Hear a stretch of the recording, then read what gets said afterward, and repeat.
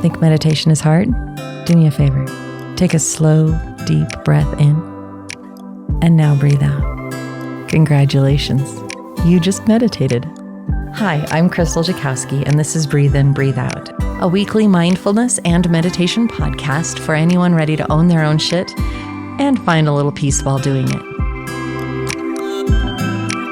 Welcome back to Breathe In, Breathe Out. I'm Krystal Jakosky, and I'm, as always, thrilled that you're here. I absolutely love taking this time out, taking a moment to breathe and connect and just chit-chat about whatever is on my mind, whatever has come up, whatever lesson I've learned recently. And I really hope that my lessons are inspiring and helping you, and you love connecting in that way. So my recent experience, I was reminded about how we turn want tos into have tos. We turn those things which we're excited to do into just another thing we've got to deal with. And it is no fun, because then it makes our days a little bit more drudgery and frustrating.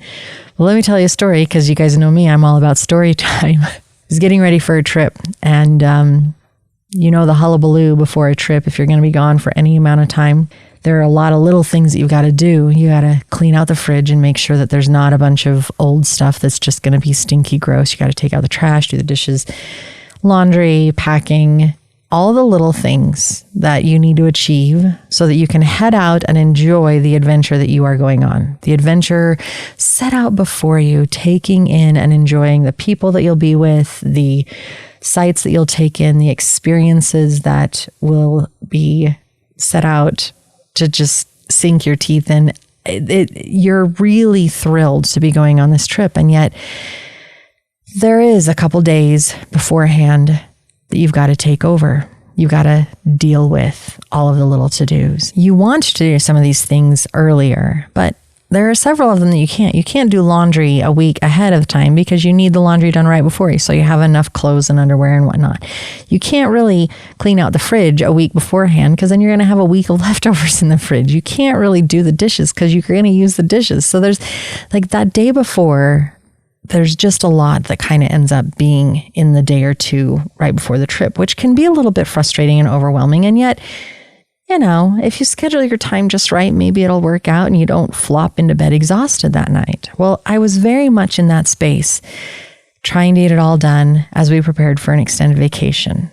Now, I worked to plan my stuff so that business stuff is concentrated in the week before travel, and the day or two immediately before traveling, I have the little things that come up. Well, I woke up the day before our travel, and I thought that I had planned really well. I was awake really early. I was getting a lot of things done. I kept accomplishing, and I could not believe when I sat down for lunch how much I still had to do. Like I thought I was accomplishing. I thought I was like succeeding in preparing, but by lunch I still felt unbelievably overwhelmed with all of the stuff I still had to do. Thought I had planned. Obviously, I was wrong. So I sat down for lunch with Jay, and he asked me how my day was going and if I was on track to pack that evening. And all I could do was laugh. He asked me, well, what do you need to do?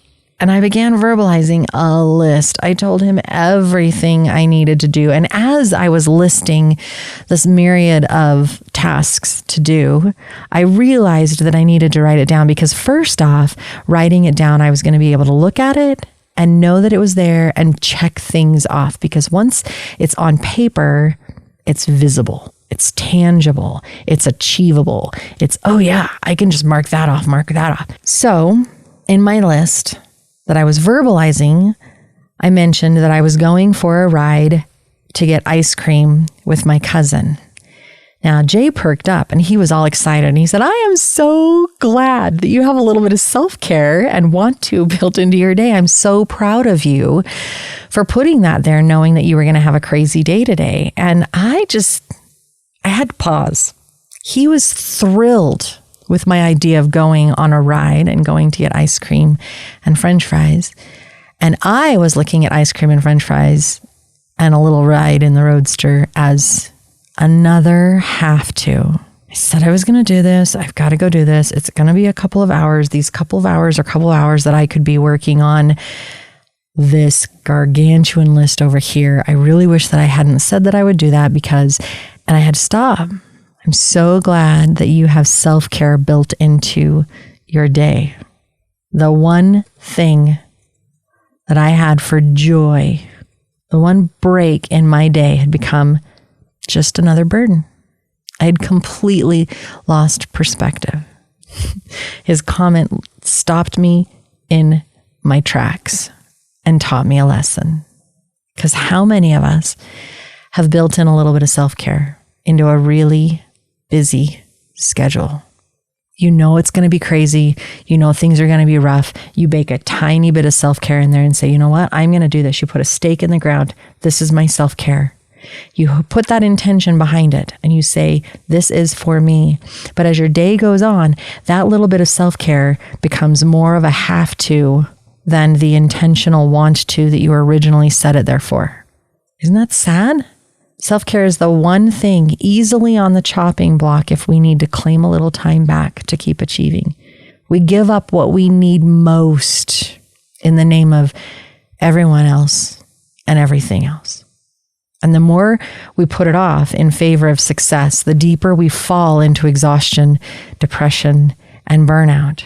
I talk about self-care as being a conscious, intentional act of taking care of your own needs, your emotional, mental, spiritual, physical needs, a conscious, intentional act. I also talk about perspective and how a little shift in perspective makes a ton of difference. My intention was, I'm baking self-care into my day. That shift in perspective meant that it was no longer a gift to myself and recognizing that I was worth it and I would need it. And it had become a, can I just stop it? That same shift in perspective back to, wait a minute, I knew I'd need it.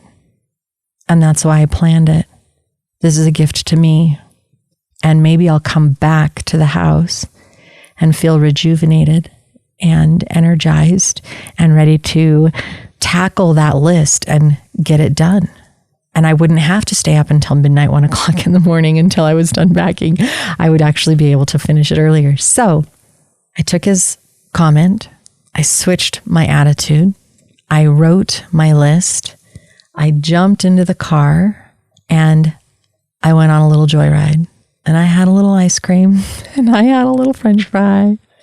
And I had great company and I had a fantastic time taking a break from the daily grind and giving myself the gift of connection and freedom. And when I came back, Jay had kept some of my little list going, which meant that it was a little bit easier for me to achieve it all. And I was in bed by 9. Yes, I went to bed early in spite of everything that needed to be done and how stressed and worried I was. I kept my self-care. I reinstituted that intention behind it, saying, nope, this is for me. I needed it. I set it there. I'm taking it. And things were better. Things were smoother. Set an intention. Refuse to let it go.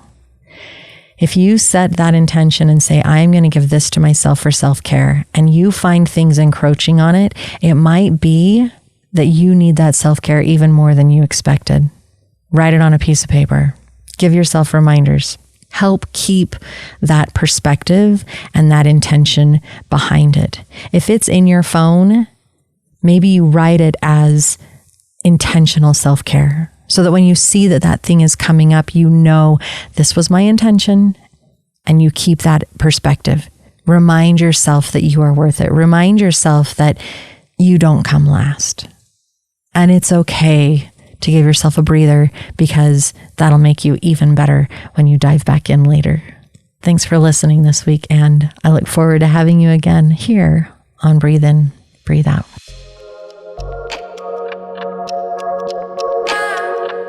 I hope this moment of self-care and healing brought you some hope and peace. I'm Krystal Jakosky on Instagram, Facebook, and YouTube, and I hope you check us out and follow along for more content coming soon. I look forward to being with you again here on Breathe In, Breathe Out. Until next time, take care.